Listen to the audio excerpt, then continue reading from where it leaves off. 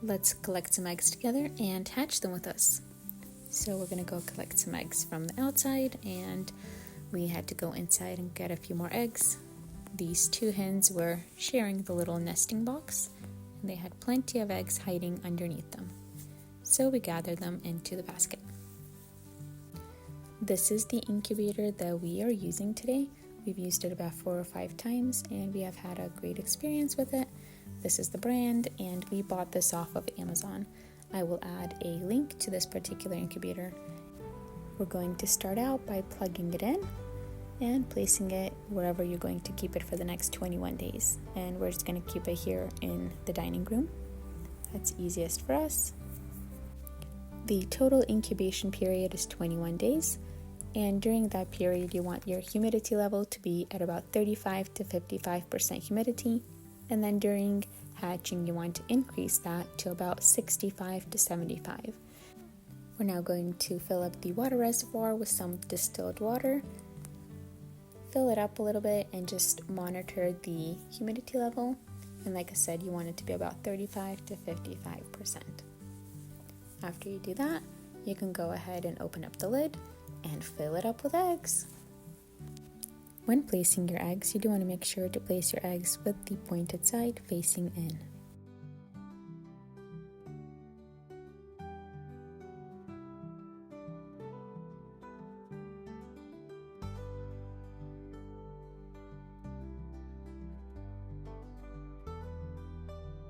You want to make sure to keep the temperature at 99 to 102 degrees.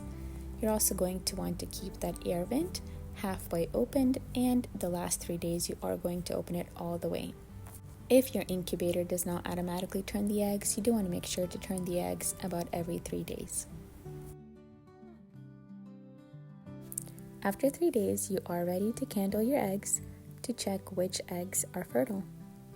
Either go to a dark room if you're able to, or we just wait until it's dark outside, we turn the lights off, and then you're able to have a pretty clear view and tell if the egg is fertile or not. So we turn the lights off, got our egg, and when you put it on the light, you're going to see something that looks like a bullseye. As we're going to be recording the process, if you look closely, you will see the little bullseye that we were talking about. And some of the eggs, you're even going to see some dark lines that are going to be the blood vessels.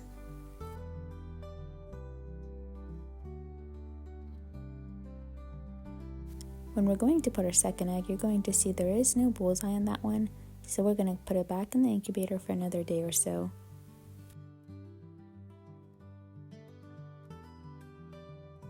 As you're going to see the third egg, this one is fertile.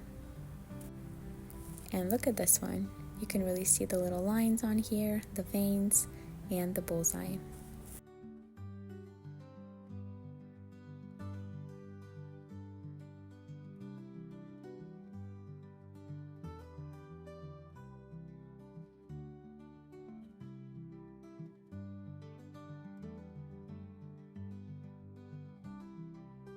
This video is day 4, and we are double checking that second egg that we did not see a bullseye on yesterday, and today you can definitely see that there is a bullseye on here, so this egg is fertile.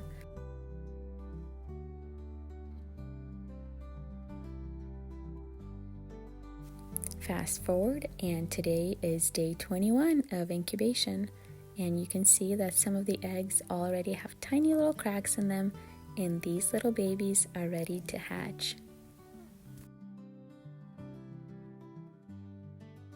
Now we did do a time lapse of the hatching process for you, so the next couple videos are just going to be a time lapse of the babies hatching.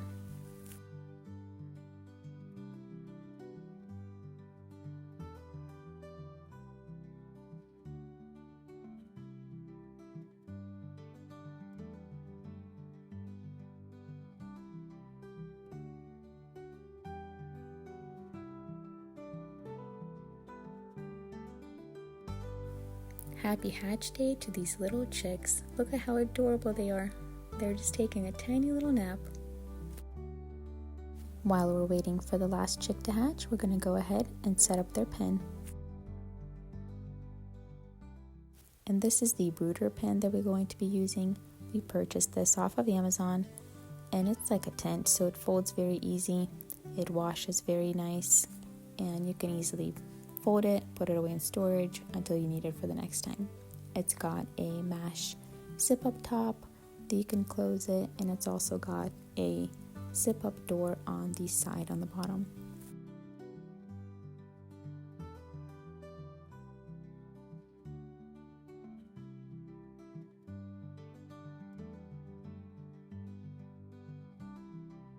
And we're going to fast forward this process. We're just finishing up setting the pen, placing the liner, the heat lamp, the stand.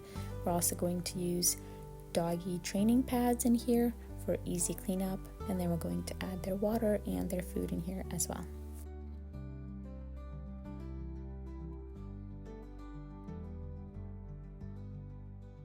And if you're going to buy some kind of stand for the heat lamp, just make sure you buy a sturdy one. You do not want this heat lamp falling into the pin and possibly causing a fire.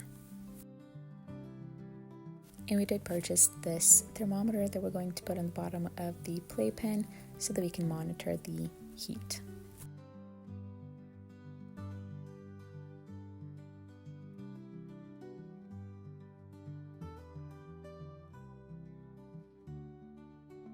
Here we have some starter feed ready for them. When preparing the water for the chicks, we do always add about 1 teaspoon of honey and 4 to 5 cloves of garlic, just to add some antibacterial and antimicrobial properties.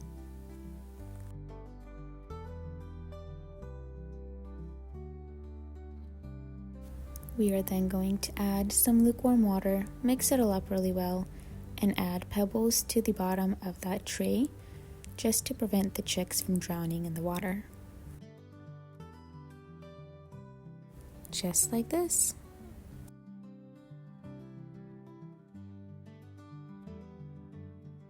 Now just look at these little cutie pies. They're ready to go in the pen.